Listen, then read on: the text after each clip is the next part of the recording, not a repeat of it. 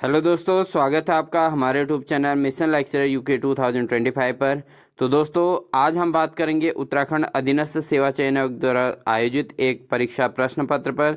तो दोस्तों, ये जो पेपर है ये सभी उन अभ्यर्थियों के लिए मोस्ट इम्पॉर्टेंट रहेगा जो 19 जनवरी को जिन अभ्यर्थियों का एग्ज़ाम है, कनिष्ठ सहायक का एग्ज़ाम है, उन अभ्यर्थियों के लिए मोस्ट इम्पॉर्टेंट है दोस्तों। तो दोस्तों, ये जो एग्ज़ाम हुआ है, ये एग्ज़ाम जो उत्तराखंड अधीनस्थ सेवा चयन आयोग द्वारा आयोजित हुआ है। और आप देख सकते हैं यहाँ पर दिनांक 11/10/2018 को ये एग्ज़ाम जो है इसके डेट निकली थी। और साथ ही दोस्तों, ये 28 अक्टूबर 2018 को ये एग्ज़ाम संडे के दिन हुआ था। ठीक है, 10 बजे से 12 बजे तक 2 घंटे का पेपर रहा था।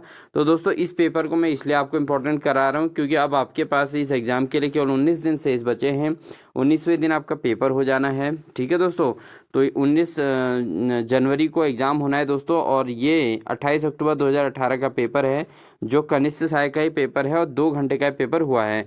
तो इस पेपर को हम सॉल्व करेंगे दोस्तों। अब इसके अंतर्गत किन किन विभागों में इसमें सिलेक्शन जो है ये किन किन विभागों के लिए था दोस्तों, ये पेपर आप देख सकते हैं। तो ये जो पेपर था दोस्तों, यहाँ पर आप देखिए इसको, कनिष्ठ सहायक डाटा एंट्री ऑपरेटर, इसके अलावा निबंधन लिपिक विभाग, सूचना लोक संपर्क जनजाति कल्याण मत्स्य विभाग, राज्य बीमा योजना, लोक निर्माण अल्पसंख्यक कल्याण आयुक्त गढ़वाल, विद्युत निरीक्षण श्रम आयुक्त खेल विभाग, जिलाधिकारी चंपावत देहरादून, महिला समाज कल्याण महानिरीक्षक निबंधन, राज्यपाल सचिवालय औद्योगिक न्यायाधिकरण अर्थ एवं संख्या, जिलाधिकारी टिहरी बागेश्वर, निदेशक अभियोजन। ठीक है दोस्तों, तो ये जो विभाग कौन कौन से थे, पदनाम जो है कनिष्ठ सहायक डाटा एंट्री ऑपरेटर और निबंधक लिपिक। तो ये इस एग्ज़ाम इसके लिए एग्ज़ाम हुआ था दोस्तों। तो बहुत महत्वपूर्ण ये पेपर है दोस्तों, इसलिए आप बिल्कुल भी इसको स्किप ना करें और किसी भी क्वेश्चन को ना छोड़ें दोस्तों। इससे आपको एक आइडिया मिल जाएगा एक्यूरेट कि आपको किस हिसाब से जो है एग्ज़ाम में किस हिसाब से टाइमिंग का शेड्यूल करना है, कैसे सॉल्व करना है। क्योंकि इस पेपर को पूरा हम 100 क्वेश्चंस इसके अंदर हैं, पूरे कंप्लीट सॉल्व करेंगे और इसको लगभग जो है हम कम समय में इसको सॉल्व करने का प्रयास करेंगे दोस्तों। तो आप इसको बहुत आसानी से जो है इसके आधार पर अपना जो है तैयारी कर सकते हैं। तो दोस्तों, ये क्लास आपके लिए 1 जनवरी को आ रही है, तो बहुत महत्वपूर्ण ये क्लास रहेगी। तो बिल्कुल भी स्किप किए बिना दोस्तों आप इसको पूरा स्टडी करिए। ठीक है, तो ज़्यादा समय न लेते हुए हम क्लास को स्टार्ट करेंगे दोस्तों, आज की क्लास को। तो ये सारे विभाग हैं दोस्तों, इसमें आप देख सकते हैं। और ये कनिष्ठ सहायक का पेपर है दोस्तों। ज़्यादा देरी नहीं करते हुए हम क्लास को स्टार्ट करते हैं। तो आपने देख ही लिया कौन कौन से विभाग के लिए एग्ज़ाम होना है। तो कनिष्ठ सहायक का ये पेपर है। तो दोस्तों जो है, अगर आप चैनल पर नए हैं तो प्लीज़ चैनल को सब्सक्राइब कर लें, साथ ही बेल आइकन दबाकर ऑल नोटिफिकेशन ऑन कर लीजिएगा दोस्तों, जिससे इसी प्रकार के आपके 19 तारीख के एग्ज़ाम्स के लिए आपको एक स्ट्रॉन्ग प्रिपरेशन यहाँ पर देखने को मिलेगी। और लगातार आपको इसी प्रकार के पेपर देखने को मिलेंगे। एक मजबूत तैयारी के लिए आप लगातार हमारे चैनल पर बने रहें और लगातार वीडियोस को चेक भी करते रहें दोस्तों। ठीक है, तो स्टार्ट करते हैं आज का पहला क्वेश्चन। तो पहला क्वेश्चन है दोस्तों, उच्चारण शब्द का संधि विच्छेद है। तो दोस्तों, उच्चारण शब्द का जो संधि विच्छेद होता है वो होता है उत धन चारण। ठीक है दोस्तों, उत धन चारण होता है दोस्तों, बनता है इससे उच्चारण। ठीक है, तो इसका ऑप्शन नंबर डी सही हो जाएगा दोस्तों। उच्चारण का संधि विच्छेद होता है उत धन चारण। ठीक है, बढ़ते हैं दोस्तों अगले प्रश्न में। अगला प्रश्न है दोस्तों, निम्नलिखित विकल्पों में से करण कारक का उदाहरण है। तो दोस्तों, कर्ता ने कर्म को करण से संप्रदान के लिए अपादान में पर काकी के रारी रे आपने पढ़े होंगे दोस्तों। तो यहाँ पर आपका जो है निम्नलिखित विकल्पों में करण कारक का उदाहरण देना है। तो यहाँ पर देखिए दोस्तों, ऑप्शन नंबर सी है, बढ़ई लकड़ी से मेज बनाता है। तो कर्ता ने कर्म को करण से दोस्तों किसके लिए है कि किससे बना रहा है। तो किससे बना रहा है, लकड़ी से बना रहा है। तो लकड़ी से मेज बनाता है, तो यहाँ पर कौन सा कारण कारक हो गया दोस्तों, करण कारक यहाँ पर हो जाता है। बढ़ते हैं दोस्तों अगले प्रश्न में। अगला प्रश्न है दोस्तों, निम्नलिखित में उत्क्षिप्त व्यंजन है। तो कौन सा व्यंजन उत्क्षिप्त व्यंजन है दोस्तों। तो उत्क्षिप्त व्यंजन की हम बात करें तो दोस्तों इसमें है ड और ढ। ड और ढ किस प्रकार के व्यंजन है दोस्तों, ड और ढ हैं उत्क्षिप्त व्यंजन। ठीक है दोस्तों, बढ़ते हैं अगले प्रश्न में। अगला प्रश्न है दोस्तों, अनुस्वार को कहते हैं। तो अनुस्वार को क्या कहते हैं दोस्तों, अनुस्वार क्या है? अनुस्वार एक प्रकार का अयोगवाह शब्द है दोस्तों। कैसा शब्द है?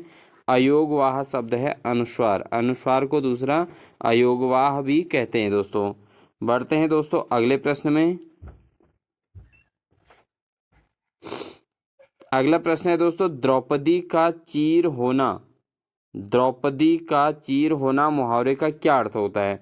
तो दोस्तों द्रौपदी का चीर होना मुहावरे का अर्थ है अत्यधिक विस्तृत होना। क्योंकि आपने देखा होगा महाभारत के युद्ध में देखा होगा दोस्तों कि द्रौपदी का जब चीर हरण होता है तो वो अत्यधिक विस्तृत होते जाता है, ठीक है ना। तो इसको कहते हैं द्रौपदी का चीर होना। बढ़ते हैं दोस्तों अगले प्रश्न में। अगला प्रश्न है, निम्नलिखित में से महादेवी वर्मा की रचनाओं के प्रकाशन का सही क्रम है। तो दोस्तों महादेवी वर्मा के जो रचनाएं हैं उनके प्रकाशन का सही क्रम क्या है? तो सबसे पहले कौन सा हुआ था दोस्तों? सबसे पहले निहार, ठीक है, उसके बाद रश्मि, फिर नीरजा और फिर सांध्य गीत। तो ये रचनाएं महादेवी वर्मा की रही हैं। एक तो निहार, फिर उसके बाद रश्मि, फिर नीरजा, फिर सांध्य गीत। तो ये जो है इनका क्रम है दोस्तों। तो इस आधार पर दोस्तों ऑप्शन नंबर ए इसका सही आंसर हो जाएगा। बढ़ते हैं दोस्तों अगले प्रश्न में। अगला प्रश्न है दोस्तों, सेना का पर्यायवाची है। तो सेना जो शब्द है दोस्तों इसका पर्यायवाची क्या है? तो सेना का पर्यायवाची होता है दोस्तों कटक। क्या होता है? कटक होता है दोस्तों सेना का पर्यायवाची। आप अपने आप को टेस्ट भी जरूर करते रहिएगा दोस्तों, क्योंकि आपके पास चारों ऑप्शन आ रहे हैं और आप वीडियो को स्किप करके यहाँ पर जो है पॉज करके आराम से ऑप्शन को देखिए और अपने हिसाब से आंसर चेक कीजिए, तब जाके आप हमारे आंसर को देख सकते हैं दोस्तों, ठीक है। बढ़ते हैं दोस्तों अगले प्रश्न में।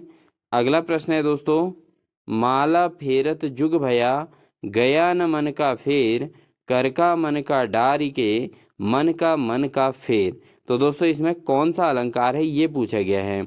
तो जहाँ पर अलंकारों की हम बात करें दोस्तों, यहाँ पर जो ऑप्शन दिए गए हैं हमें, ऑप्शन में दिया गया है उत्प्रेक्षा अलंकार, श्लेष अलंकार, यमक अलंकार या रूपक अलंकार। तो दोस्तों यहाँ पर जो अलंकार है वह है यमक अलंकार। तो माला फेरत जुग भया, भया गया न मन का फेर, कर का मन का डार के, मन का फेर। तो इसमें कौन सा अलंकार है दोस्तों? इसमें है यमक अलंकार। बढ़ते हैं दोस्तों अगले प्रश्न में। अगला प्रश्न है दोस्तों, मगही किस उपभाषा की बोली है? तो जो मगही है दोस्तों किस उपभाषा की बोली है? तो ये है दोस्तों बिहारी उपभाषा की बोली है दोस्तों मगही, ठीक है। क्या है? मगही, ठीक है, बिहारी भाषा की है दोस्तों ये।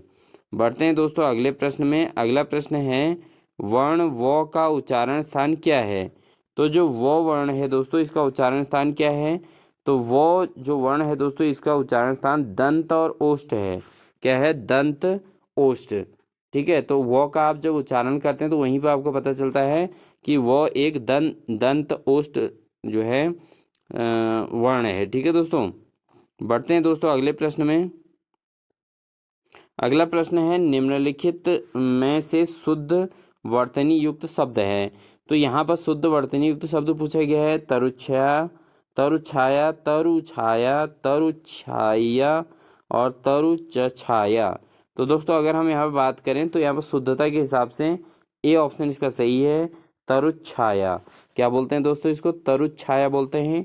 तरुछाया भी नहीं होता, तरुछाया भी नहीं होता और तरुच छाया भी नहीं होता दोस्तों। तो आंसर क्या है दोस्तों? तो रू आधा चौ फिर छा फिर या, ठीक है, तरुच्छा। बढ़ते हैं दोस्तों अगले प्रश्न में। अगला प्रश्न है दोस्तों, निम्नलिखित में से तद्भव शब्द है। तो अब इनमें से तद्भव शब्द कौन सा है ये बताना है। तो दोस्तों समुद्र, शांति, ताप और काज। तो इन सब में से जो है काज जो है दोस्तों ये तद्भव शब्द है। काज क्या है? तद्भव शब्द है दोस्तों। बढ़ते हैं दोस्तों अगले प्रश्न में। अगला प्रश्न है, निम्नलिखित में से शैलेश मटियानी की रचना नहीं है। तो कौन सी रचना शैलेश मटियानी की नहीं है ये पूछा गया है दोस्तों। तो यहाँ पर आकाश कितना अनंत है ये शैलेश मटियानी की रचना ही है, आकाश कितना अनंत है। और सर्पगंधा भी शैलेश मटियानी की रचना है। 52 नदियों का संगम ये भी शैलेश मटियानी की रचना है।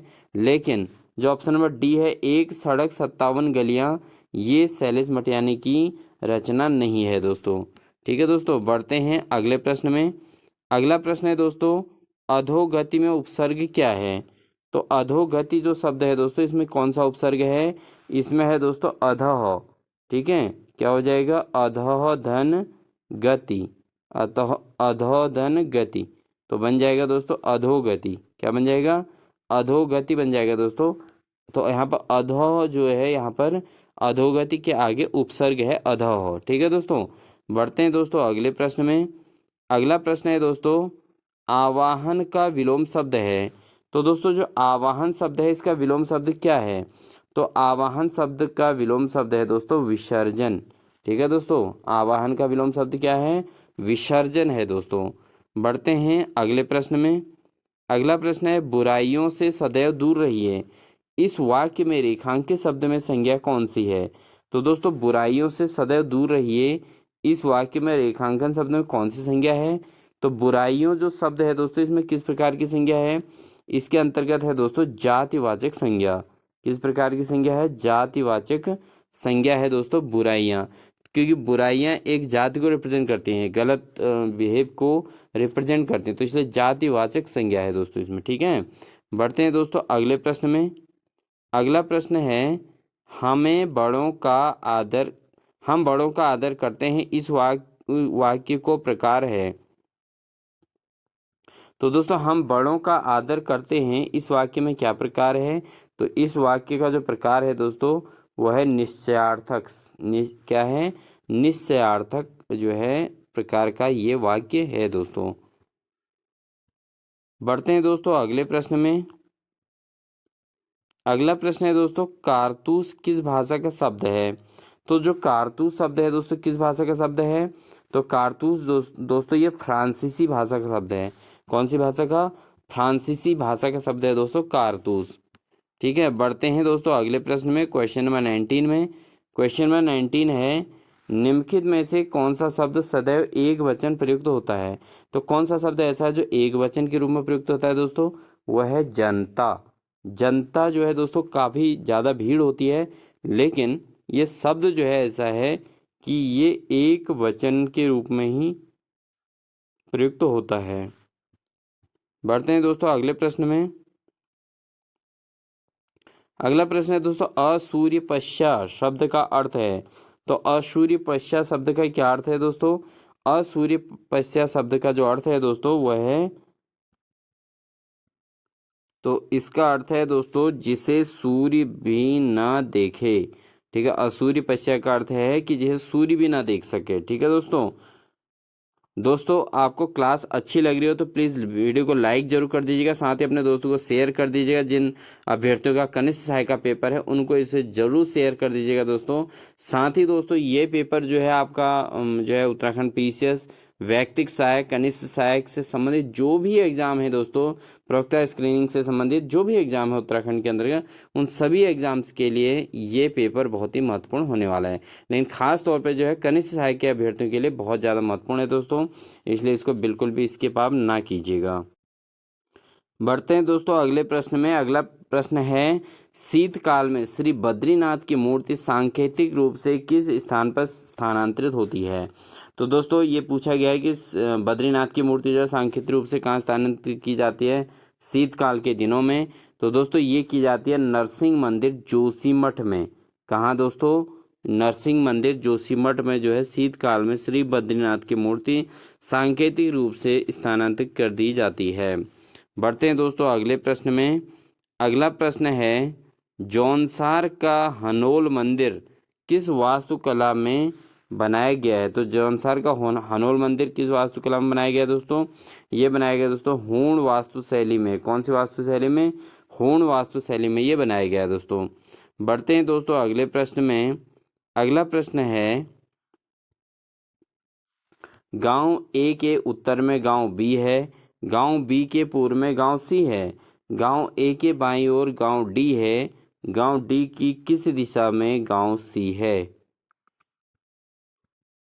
तो दोस्तों इस क्वेश्चन को अगर हम सॉल्व करें तो देखें इस तरीके से हमारा पूरा प्रश्न उत्तर दक्षिण बनेगा। गांव ए के उत्तर में गांव बी है, तो अगर ए यहाँ है तो गांव बी यहाँ होगा।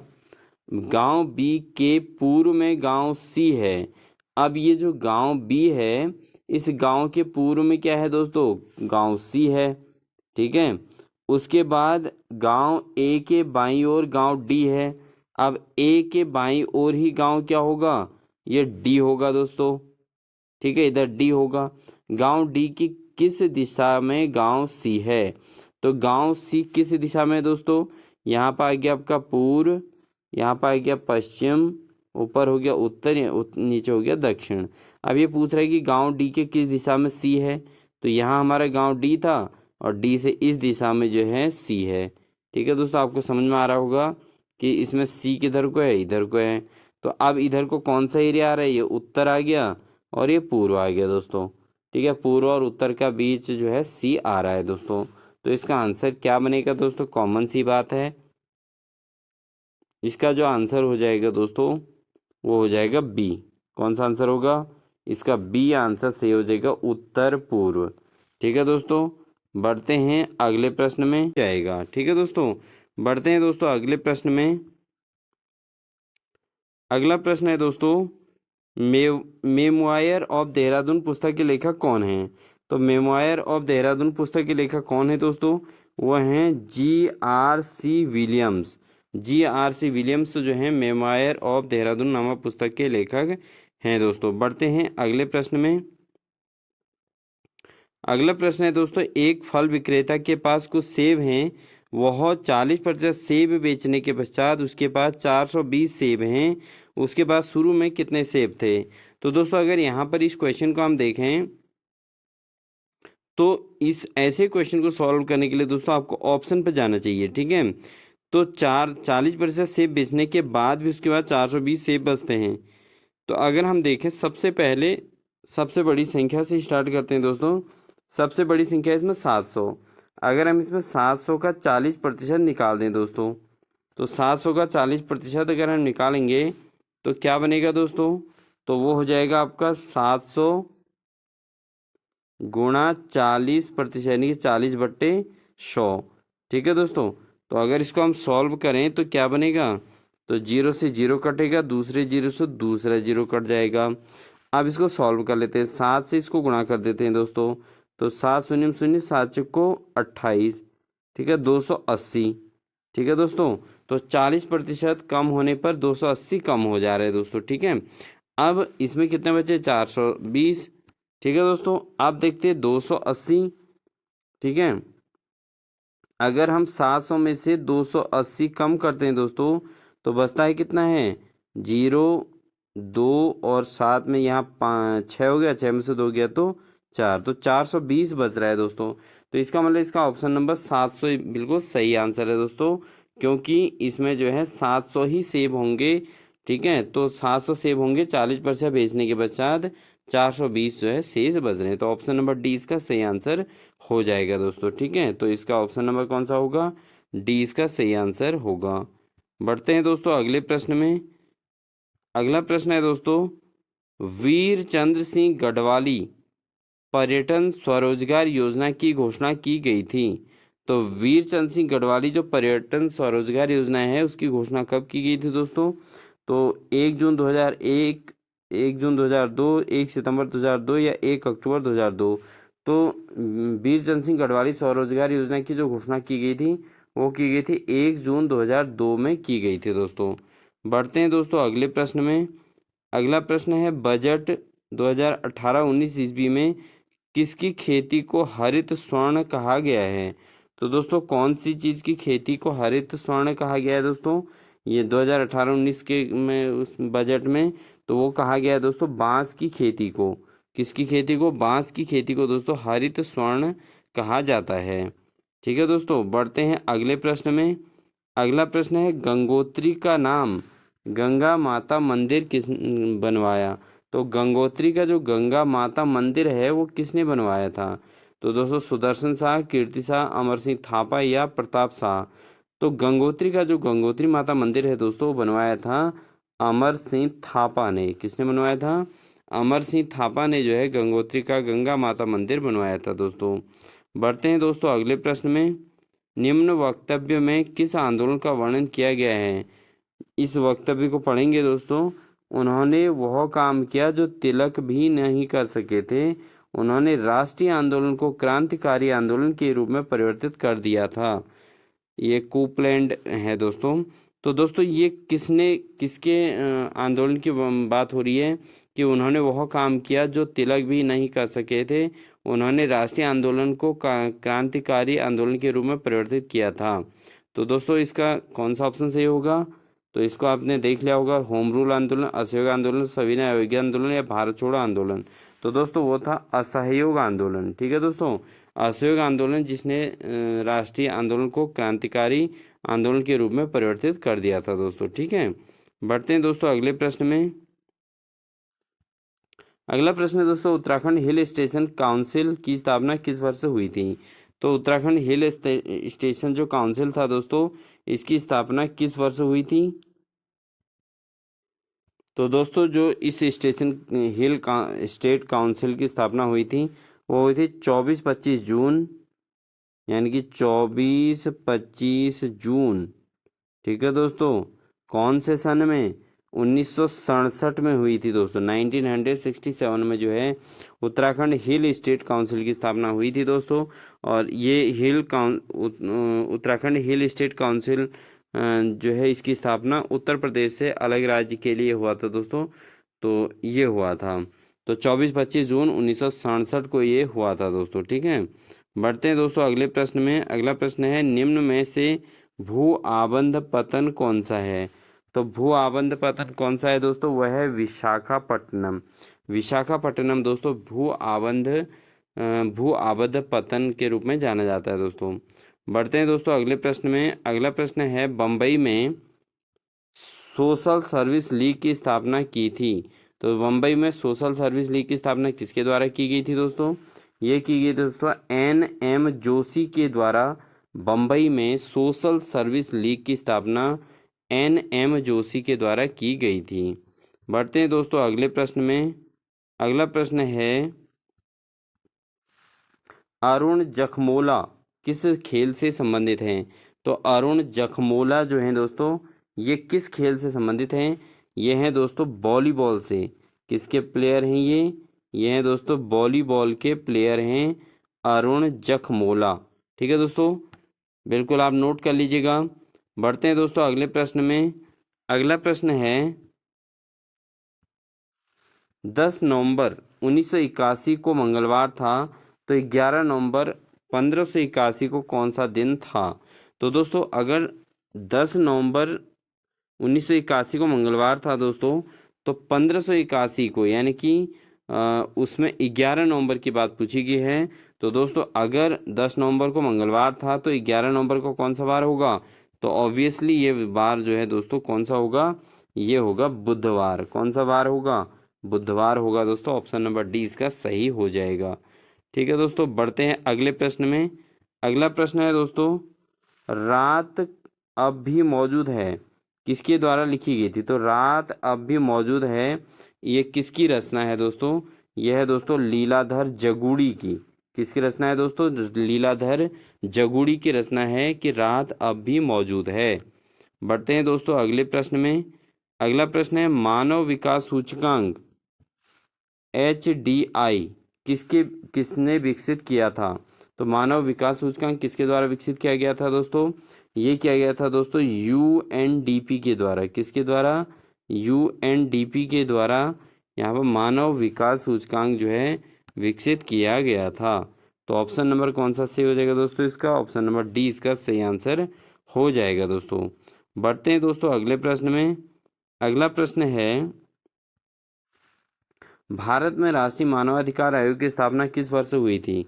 तो भारत में राष्ट्रीय मानवाधिकार आयोग की स्थापना किस वर्ष हुई थी?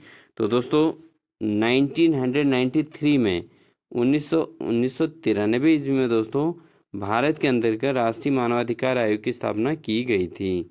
बढ़ते हैं दोस्तों अगले प्रश्न में। क्वेश्चन नंबर 38 है, उत्तराखंड में नमामि गंगे योजना का शुभारंभ कब और कहाँ किया गया था? तो दोस्तों उत्तराखंड में जो नमामि गंगे योजना थी, जिसके अंतर्गत गंगा नदी की स्वच्छता पर आधारित ये जो है योजना थी, तो ये कब और कहाँ जो है इसकी शुरुआत कहाँ की गई, शुभारंभ कहाँ किया गया था? तो दोस्तों ये किया गया था 7 जुलाई 2016 को हरिद्वार में 7 जुलाई 2016 को हरिद्वार में किया गया था नमामि गंगे योजना का शुभारंभ, और ये नरेंद्र मोदी ने किया था दोस्तों। ठीक है, वर्तमान प्रधानमंत्री नरेंद्र मोदी जी के द्वारा ये शुभारंभ किया गया था दोस्तों। बढ़ते हैं दोस्तों अगले प्रश्न में। अगला प्रश्न है दोस्तों, चित्रकार मौला राम का पारिवारिक पेशा था। तो जो चित्रकार मौला राम है दोस्तों, उनका पारिवारिक पेशा क्या था? तो उनका पारिवारिक पेशा था दोस्तों, मौला राम एक सुनार थे। क्या थे दोस्तों? पेशे से क्या है, एक सुनार थे दोस्तों। ठीक है, बढ़ते हैं दोस्तों अगले प्रश्न में। अगला प्रश्न है, निम्न में से भारत में किस पठार का निर्माण ज्वालामुखी विस्फोट से हुआ था? तो ज्वालामुखी विस्फोट से किस पठार का निर्माण हुआ था? तो दोस्तों वो हुआ था दक्कन का पठार। तो दक्कन का जो पठार है दोस्तों, इसका निर्माण ज्वालामुखी विस्फोट से हुआ था। तो ऑप्शन नंबर 20 का सही आंसर हो जाएगा दोस्तों। बढ़ते हैं दोस्तों अगले प्रश्न की ओर। दोस्तों क्लास अच्छी लग रही हो तो प्लीज़ जो है वीडियो को लाइक ज़रूर कर दीजिएगा, साथ ही अपने दोस्तों को शेयर कर दीजिएगा, क्योंकि 19 जनवरी को आपका एग्ज़ाम है, इसलिए महत्वपूर्ण क्लास आपके लिए लगातार दी जा रही है, इसलिए आप इनको बिल्कुल भी स्किप ना करें और लगातार क्लास को अटेंड जरूर करें दोस्तों। तो बढ़ते हैं अगले प्रश्न में दोस्तों। अगला प्रश्न है, अंगाली मठ स्थित है। तो दोस्तों जो अंगाली मठ है वो कहाँ स्थित है दोस्तों? अंगाली मठ दोस्तों ये टिहरी गढ़वाल जनपद में स्थित है अंगाली मठ। ठीक है दोस्तों, कहाँ है? टिहरी गढ़वाल जनपद में अंगाली मठ स्थित है। बढ़ते हैं दोस्तों अगला प्रश्न, चौथा खलीफा जिसकी हत्या कुफा के मंदिर में हुई थी वह था। तो दोस्तों वह कौन सा चौथा खलीफा था जिसकी हत्या कुफा के मस्जिद में हुई थी? तो वह कौन था दोस्तों चौथा खलीफा? तो वो था अली। किसकी किसकी मृत्यु हुई थी दोस्तों? जिसकी हत्या कुफा के मस्जिद में हुई थी वो था अली था दोस्तों। इसको चौथा खलीफा के नाम से भी जाना जाता है। बढ़ते हैं दोस्तों अगले प्रश्न में। 11 बजे घंटे तथा मिनट की सुई के बीच का कोण कितना डिग्री होगा? तो दोस्तों दिन में जब 11 बजे होते हैं, तो दिन में या जो है रात में, तो घड़ी के घंटे और मिनट की सुई के बीच का कोण क्या होगा? तो दोस्तों वो होता है 30 डिग्री का। अगर आप यहाँ पर देखें दोस्तों घड़ी के हिसाब से, यहाँ हो गया आपका 12, 11 और यहाँ पर 10। ठीक है दोस्तों, अब यहाँ पर ये पूछता है कि 11 बजे घंटे और मिनट, क्योंकि 11 बजेंगे तो घंटे की सुई तो 11 पर होगी और मिनट की सुई कहाँ पर होगी दोस्तों? 12 पर होगी। तो इनके बीच कितने डिग्री का कोण बनता है? तो दोस्तों यहाँ पर हम करेंगे 360 को भाग करेंगे 12 से, और 12 से 360 कट जाएगा दोस्तों कितनी बार? 30 बार। ठीक है, तो यहाँ पर 30 डिग्री जो है इसका आंसर बनेगा। बढ़ते हैं दोस्तों अगले प्रश्न में। अगला प्रश्न है, उत्तरांचल यानी कि वर्तमान जो नाम है वो उत्तराखंड है, में नई औद्योगिक नीति की घोषणा की गई थी। तो उत्तराखंड में नई औद्योगिक नीति की घोषणा कब की गई थी दोस्तों? तो दोस्तों ये जो की गई थी, ये उत्तराखंड में नई औद्योगिक नीति 2001, 2002, 2003, 2001। तो दोस्तों यहाँ पर 8 जुलाई 2001 है, 8 जून 2002 है, 8 जून 2003 है और 8 जून 2001 है। तो दोस्तों अगर इसका आंसर देखें तो इसका आंसर जो है इनमें से कोई भी सही नहीं है, वो है आपका 7 जनवरी। कब? 7 जनवरी दोस्तों, 7 जनवरी 2003 में की गई थी। कब की गई थी? 7 जनवरी 2003 में औद्योगिक नीति की घोषणा की गई थी। तो इस आधार पर दोस्तों इसमें कोई भी आंसर सही नहीं है, लेकिन 2003 वाला तो सही है, बट ये 8 जून ना होकर कितना है? 7 जनवरी। तो दोस्तों इस हिसाब से जो है तब आयोग ने इस पेपर में इस क्वेश्चन को जो है उस डिलीट किया था उस बार, और साथ ही इसके अंक सभी अभ्यर्थियों को मिले थे। ठीक है दोस्तों, तो इसका ऑप्शन क्या हो जाएगा? ऑप्शन नंबर सी इसका गलत है दोस्तों। ये 8 जून नहीं है, यह है 7 जनवरी। ठीक है दोस्तों, 7 जनवरी 2003 को उत्तराखंड में औद्योगिक नीति की घोषणा की गई थी। बढ़ते हैं दोस्तों अगले प्रश्न में। अगला प्रश्न है, कृषि मंत्रालय के अनुसार वर्ष 2017-18 में भारत के कुल खाद्यान्न उत्पादन था। तो 2017-18 का सर्वे है दोस्तों, तो कुल खाद्यान्न उत्पादन कितना था? 277.49 मिलियन टन।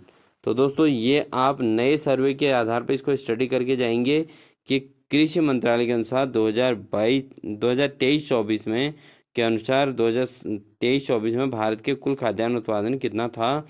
इसको आप जरूर नोट कर लीजिएगा दोस्तों, ठीक है। बढ़ते हैं अगले प्रश्न में।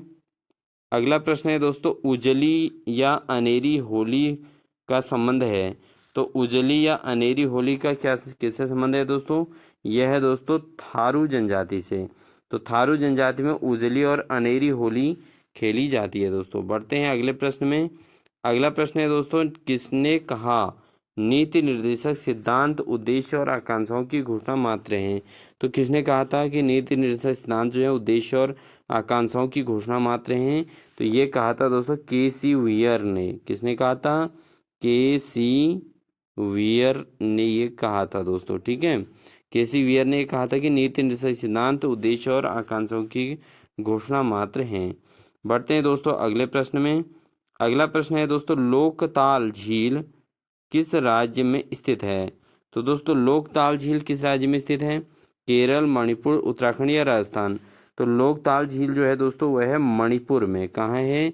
मणिपुर में लोकताल झील है स्थित दोस्तों। बढ़ते हैं अगले प्रश्न में।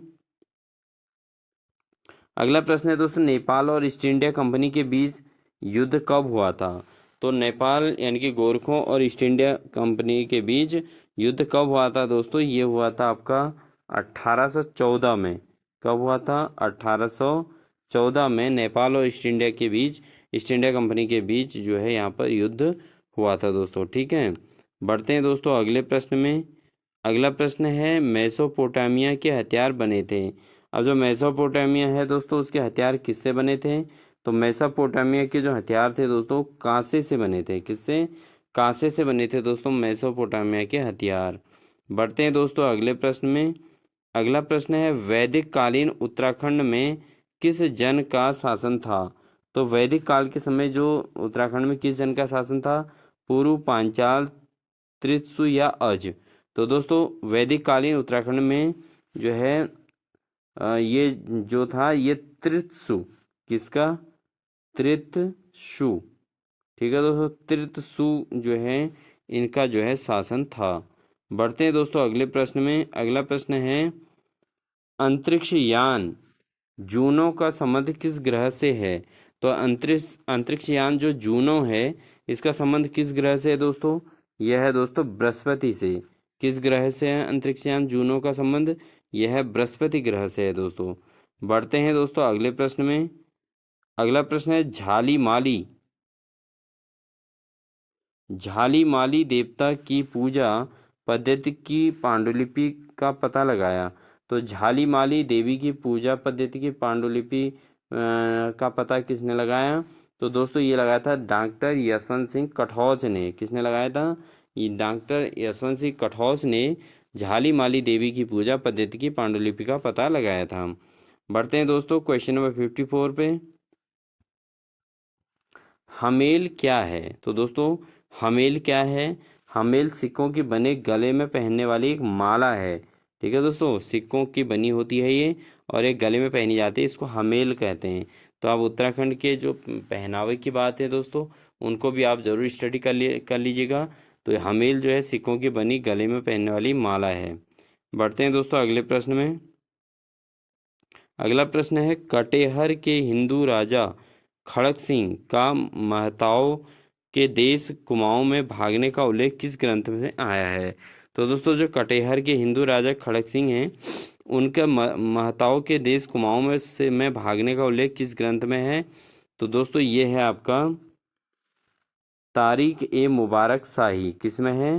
तारीख ए मुबारक शाही नामक ग्रंथ में जो है इनके भागने का उल्लेख है दोस्तों, ठीक है। बढ़ते हैं दोस्तों अगले प्रश्न में। अगला प्रश्न है, डीएनएस का पूरा नाम क्या है? तो डीएनएस का फुल फॉर्म क्या होता है दोस्तों? इसका होता है डोमेन नेम सिस्टम। क्या होता है? डी का मतलब होता है डोमेन, एन का मतलब नेम और एस का मतलब होता है सिस्टम। तो डोमेन नेम सिस्टम को डीएनएस कहा जाता है। बढ़ते हैं दोस्तों अगले प्रश्न में।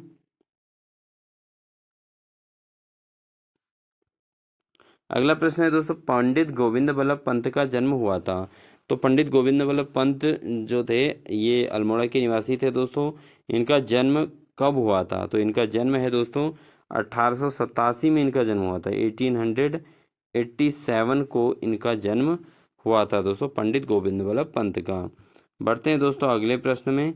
निम्नलिखित में से प्रश्नवाचक चिन्ह के स्थान पर कौन सी आकृति आएगी?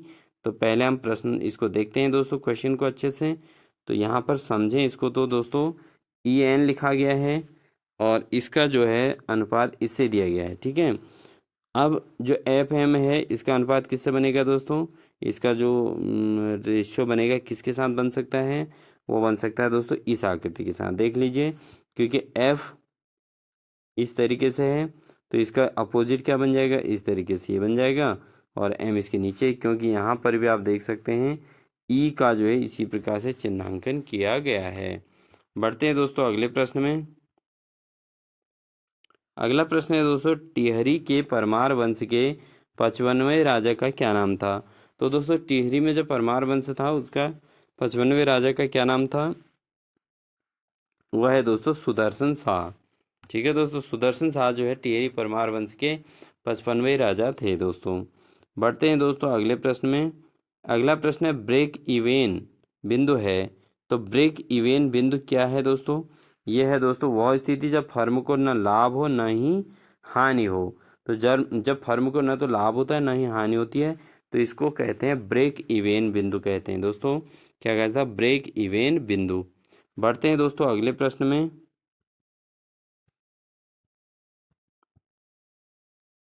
अगला प्रश्न है दोस्तों, a linguistic study of Jaunsari.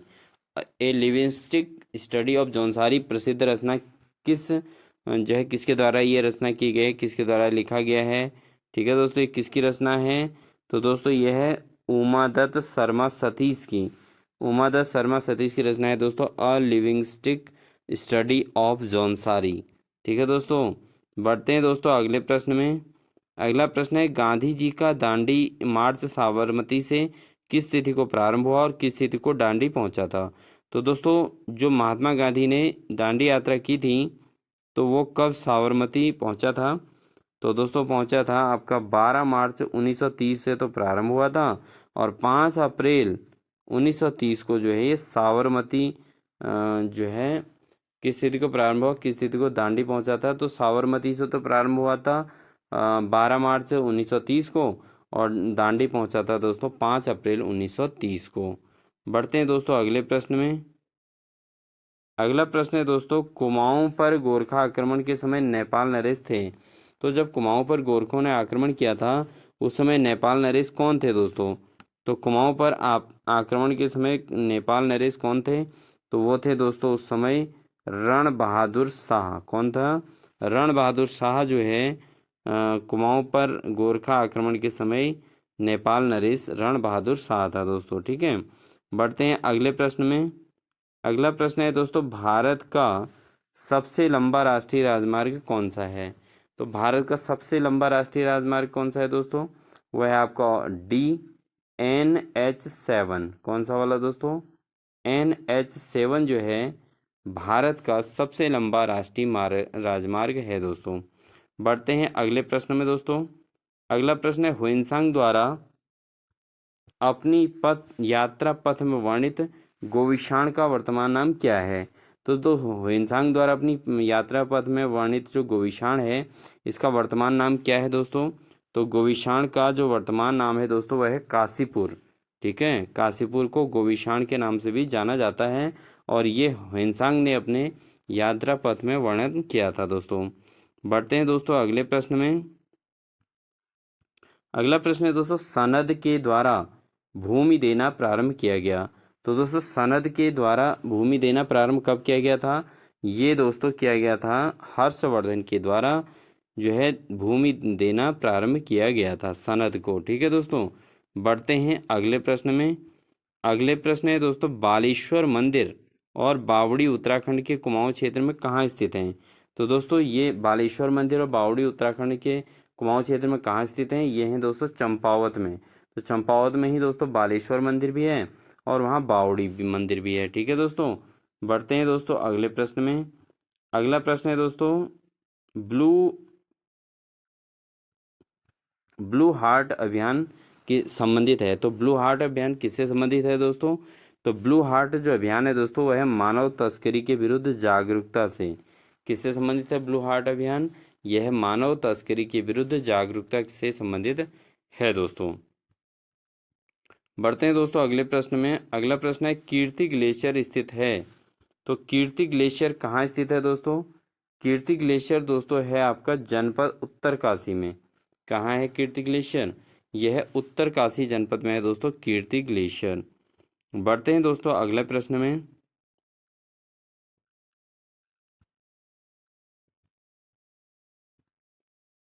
अगला प्रश्न है खलंगा यानी कि देहरादून के आंग्ल गोरखा युद्ध में ब्रिटिश सेना का नेतृत्व किसके द्वारा किया गया था? तो दोस्तों खलंगा का युद्ध हुआ था जिसमें अंग्रेजों और गोरखों के बीच युद्ध हुआ था। तो उसमें जो है ब्रिटिश सेना का नेतृत्व किसने किया था? तो दोस्तों वो किया था मेजर जनरल जिलेस्पी ने। किसने किया था? मेजर जनरल जिलेस्पी ने जो है उसमें आंग्ल गोरखा युद्ध में ब्रिटिश सेना का नेतृत्व किया था। बढ़ते हैं दोस्तों अगले प्रश्न में। अगला प्रश्न है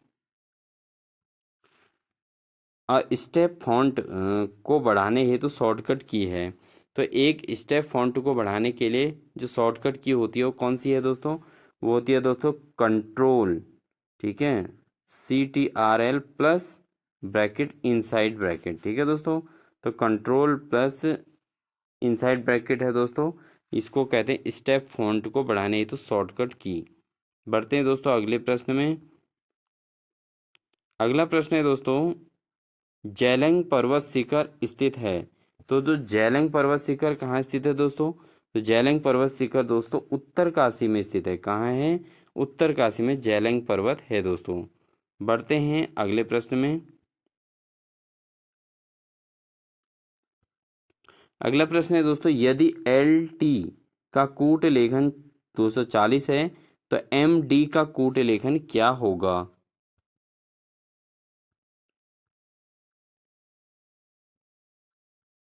तो दोस्तों यहाँ पर जो LT है, अगर हम स्पेलिंग के हिसाब से देखें तो L और T, तो L का जो होता है दोस्तों वो 12 होता है और T का क्या होता है दोस्तों 20 होता है। अंकों के हिसाब से जो स्पेलिंग की काउंटिंग है उसके अकॉर्डिंग L 12वें नंबर पर आता है और T 20वें नंबर पर आता है। तो अगर हम इन दोनों को गुणा कर देते हैं दोस्तों, अगर हम इन दोनों को गुणा कर दें तो इन दोनों को गुणा करके क्या आ जाएगा 12 गुणा 20, तो कितना हो जाएगा दोस्तों 12 दूना 24 यानी कि 240 हो जाएगा, ठीक है। तो इसी प्रकार पूछा जा रहा है कि M और D का क्या होगा। तो दोस्तों जो MD का होगा, D का आपका 4 हो गया और M हो गया 13 नंबर पे। तो 13 चौको कितना हो जाएगा वो दोस्तों 52 इसका आंसर हो जाना चाहिए। तो ऑप्शन नंबर C इसका सही आंसर हो जाएगा दोस्तों, ठीक है। बढ़ते हैं अगले प्रश्न में। अगला प्रश्न है देहरादून का शिल्पी एवं चित्रकार जिन्हें पद्म विभूषण से सम्मानित किया गया। तो देहरादून का शिल्पी और चित्रकार जिसे पद्म विभूषण से सम्मानित किया गया था, तो दोस्तों कौन थे? तो दोस्तों वो थे सुधीर रंजन खस्तगीर। क्या थे दोस्तों? सुधीर रंजन खस्तगीर दोस्तों देहरादून के शिल्पी और चित्रकार थे जिन्हें पद्म विभूषण से सम्मानित किया गया था, ठीक है दोस्तों। तो यहाँ पर दोस्तों सुधीर रंजन खास्तगीर लिखा गया है, तो इनका नाम था सुधीर रंजन खस्तगीर, ठीक है। तो ये था दोस्तों इनका नाम। बढ़ते हैं दोस्तों अगले प्रश्न में। अगला प्रश्न है कृषि मूल्य आयोग की स्थापना हुई थी। तो दोस्तों कृषि मूल्य आयोग की स्थापना कब हुई थी? ये हुई थी 1965 में, 1965 में कृषि मूल्य आयोग की स्थापना हुई थी। बढ़ते हैं दोस्तों अगले प्रश्न में। अगला प्रश्न है सविनय अवज्ञा आंदोलन कब प्रारंभ हुआ था? तो सविनय अवज्ञा आंदोलन कब प्रारंभ हुआ था दोस्तों? ये हुआ था 6 अप्रैल 1930 को सविनय अवज्ञा आंदोलन प्रारंभ हुआ था। बढ़ते हैं दोस्तों अगले प्रश्न में। अगला प्रश्न है उत्तर प्रदेश सरकार ने पर्वतीय विकास विभाग की स्थापना की थी। तो उत्तर प्रदेश सरकार ने पर्वतीय विकास विभाग की स्थापना कब की थी दोस्तों? ये की थी दोस्तों 1967 में, 1967 में उत्तर प्रदेश सरकार ने पर्वतीय विकास विभाग की स्थापना की थी दोस्तों, ठीक है। बढ़ते हैं दोस्तों अगले प्रश्न में। अगला प्रश्न है गुरु शिखर सबसे ऊंची चोटी है? तो गुरु शिखर नामक जो चोटी है वो कहाँ की चोटी है दोस्तों? यह है दोस्तों अरावली पर्वत की चोटी है गुरु शिखर। ठीक है दोस्तों, गुरु शिखर किसकी सबसे ऊंची चोटी है? अरावली पर्वत की। बढ़ते हैं दोस्तों अगले प्रश्न में।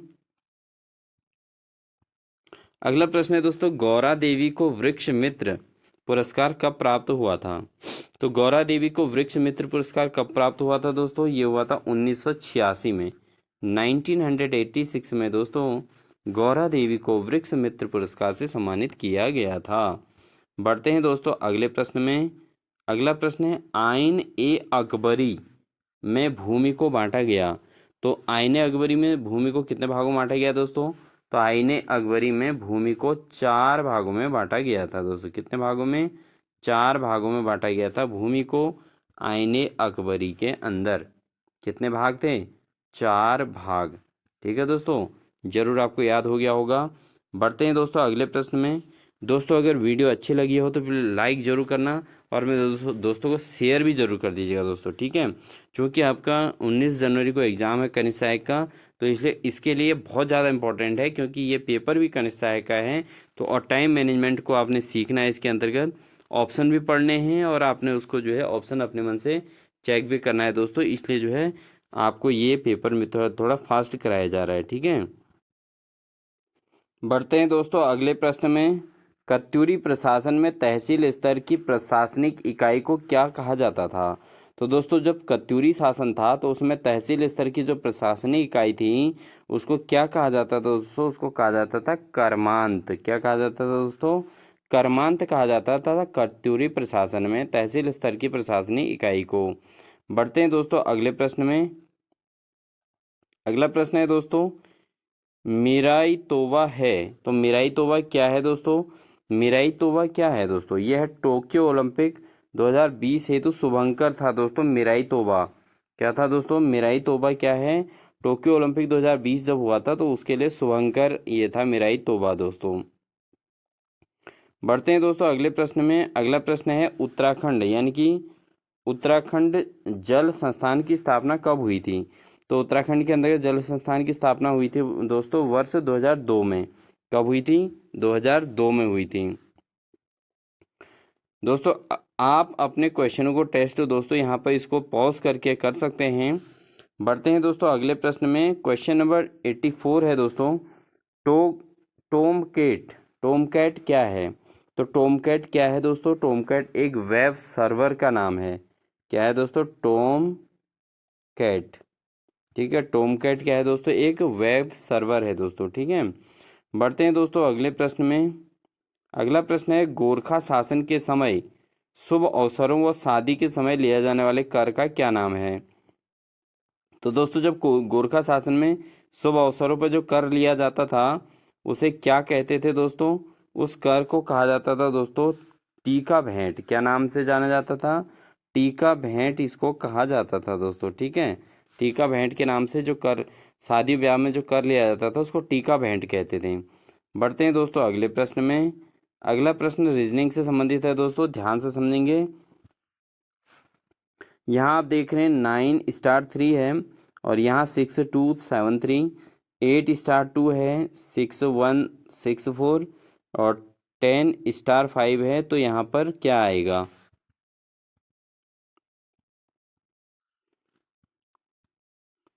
तो दोस्तों यहाँ पर अगर हम देखें कैलकुलेशन के हिसाब से 9 और 3, 9 27 हो रहा है। 9 गुणा 3 यानी कि 9 हो गया दोस्तों 27। 27 6 और 3 के बीच में रखा है दोस्तों।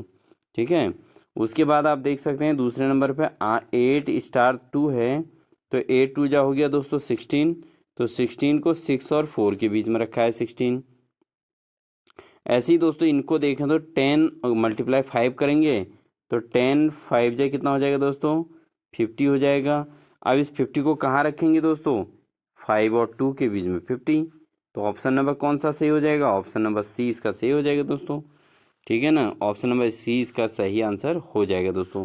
तो हमने क्या किया दोस्तों? इन नंबर्स को मल्टीप्लाई किया और उनको उसके आगे दो नंबर के बीच में उसको रखा गया है। बढ़ते हैं दोस्तों अगले प्रश्न में। उत्तराखंड पंचायती राज अधिनियम कब लागू हुआ? तो उत्तराखंड के अंदर जो पंचायती राज अधिनियम कब लागू हुआ था दोस्तों? ये हुआ था 4 अप्रैल 2016 ईस्वी को। कब हुआ था? 4 अप्रैल 2016 ईस्वी को। बढ़ते हैं दोस्तों अगले प्रश्न में। अगला प्रश्न है दोस्तों, सोमचंद के आगमन के समय कुमाऊं में निम्न में से किस नरेश का आधिपत्य था? तो दोस्तों जब सोमचंद का आगमन हुआ था तो कुमाऊं में किस जो है नरेश का आधिपत्य था? तो सोमचंद के आगमन के समय कुमाऊं में ब्रह्मदेव का, किसका दोस्तों? ब्रह्मदेव का आधिपत्य था सोमचंद के आगमन के समय। बढ़ते हैं दोस्तों अगले प्रश्न में। अगला प्रश्न है दोस्तों, पिट का इंडिया एक्ट पारित हुआ था। तो पिट का इंडिया एक्ट कब पारित हुआ था दोस्तों? पिट का इंडिया एक्ट जो पारित हुआ था दोस्तों हुआ था 1784 में। 1784 ईस्वी में पिट का इंडिया एक्ट पारित हुआ था दोस्तों। बढ़ते हैं दोस्तों अगले प्रश्न में। अगला प्रश्न है, मौला राम की कलाकृतियों को प्रकाश में कौन लाया था? तो मौला राम की कलाकृतियों को प्रकाश में कौन लाया था दोस्तों? वो लाया था मुकुंदी लाल। कौन लाया था? मौला राम की कलाकृतियाँ किसके द्वारा प्रकाश में लाई गई थी? मुकुंदी लाल के द्वारा। बढ़ते हैं दोस्तों अगले प्रश्न में। अगला प्रश्न है दोस्तों, छत्तीसगढ़ की बैलाडीला खान प्रसिद्ध है। तो दोस्तों छत्तीसगढ़ में भी एक खान है जिसको बैलाडीला खान कहते हैं। ये खान किसके लिए प्रसिद्ध है दोस्तों? ये है लौह अयस्क के लिए प्रसिद्ध है छत्तीसगढ़ की बैलाडीला खान। बढ़ते हैं दोस्तों अगले प्रश्न में। अगला प्रश्न है दोस्तों, श्री बद्रीनाथ मंदिर का निर्माण हुआ था।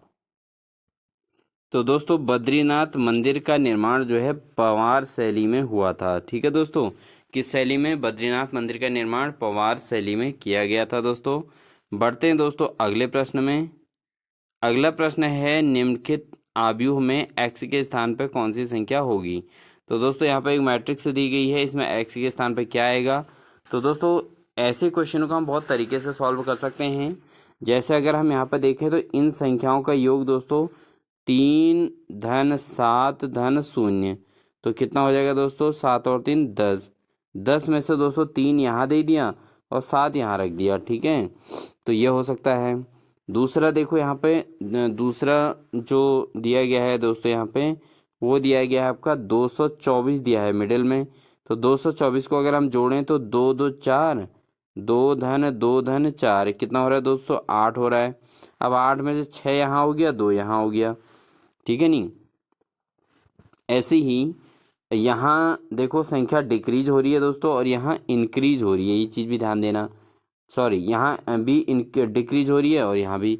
अब फर्स्ट वाले में देखें। अब थर्ड वाले की बात करें तो दोस्तों यहाँ पे थर्ड वाले में 7 3 और 0 है। 7 + 3 + 0 कितना हो गया? 10 हो गया दोस्तों। अब 10 में से 1 यहाँ दे दिया तो यहाँ कितना बचेगा? यहाँ बचेगा दोस्तों 9। कितना बचेगा? 9। तो इस क्वेश्चन का ऑप्शन क्या बनेगा दोस्तों? यहाँ पर इसका ऑप्शन दिए गए हैं दोस्तों, ऑप्शन इसका बनेगा सी। आंसर इसका सही होगा, 9 इसका आंसर आ जाएगा दोस्तों। बढ़ते हैं दोस्तों अगले प्रश्न में। अगला प्रश्न हमारे पास, 1857 ईस्वी की क्रांति के समय कुमाऊं कमिश्नर कौन थे? तो जब 1857 की क्रांति हुई थी दोस्तों उस समय कुमाऊं कमिश्नर कौन थे दोस्तों? वो थे रैमजे। ठीक है दोस्तों, कौन थे? रैमजे जो है कुमाऊं कमिश्नर थे, जिनके नाम पे अल्मोड़ा में अभी रैमजे इंटर कॉलेज है दोस्तों। बढ़ते हैं दोस्तों अगले प्रश्न में। अगला है, न्यायिक पुनरावलोकन की शक्ति संबंधित है।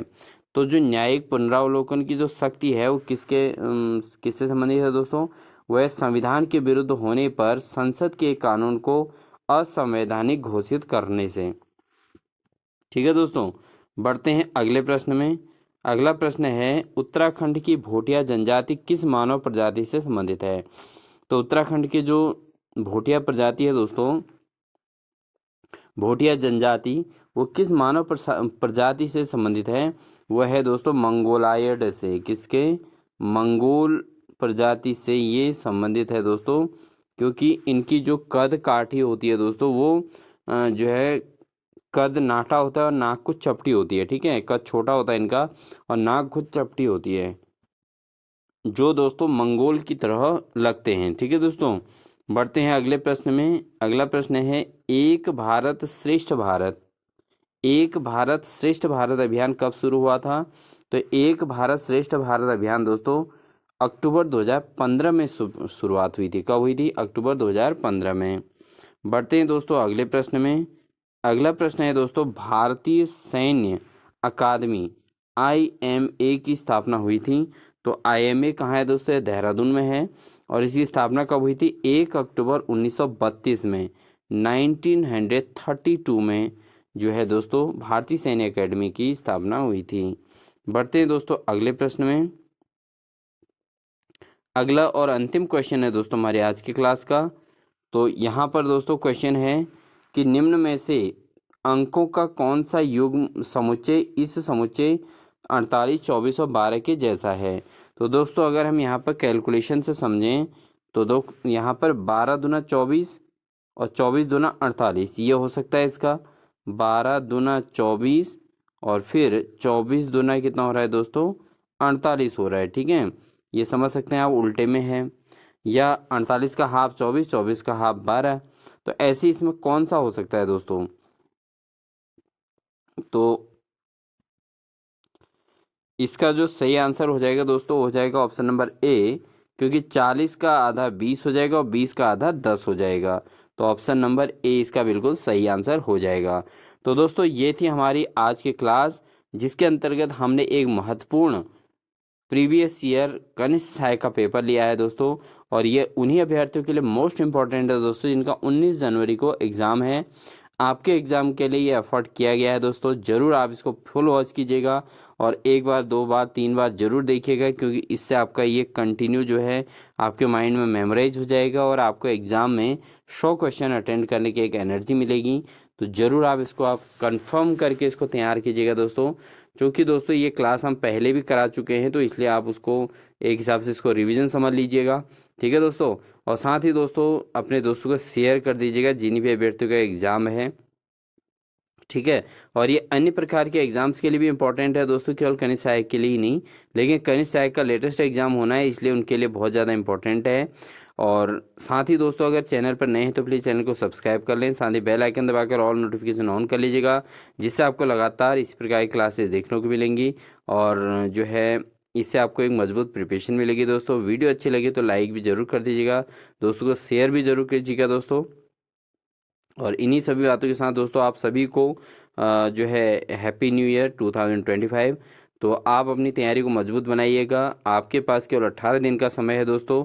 इस पेपर के साथ हम जो है 15-16 क्वेश्चन पेपर और लाएंगे, जिनको आप ज़रूर वॉच कीजिएगा। तो इन्हीं सभी बातों के साथ मिलते हैं दोस्तों आपको नेक्स्ट बेहतरीन क्लास के साथ। तब तक के लिए आप सभी को wish you all the best and happy new year.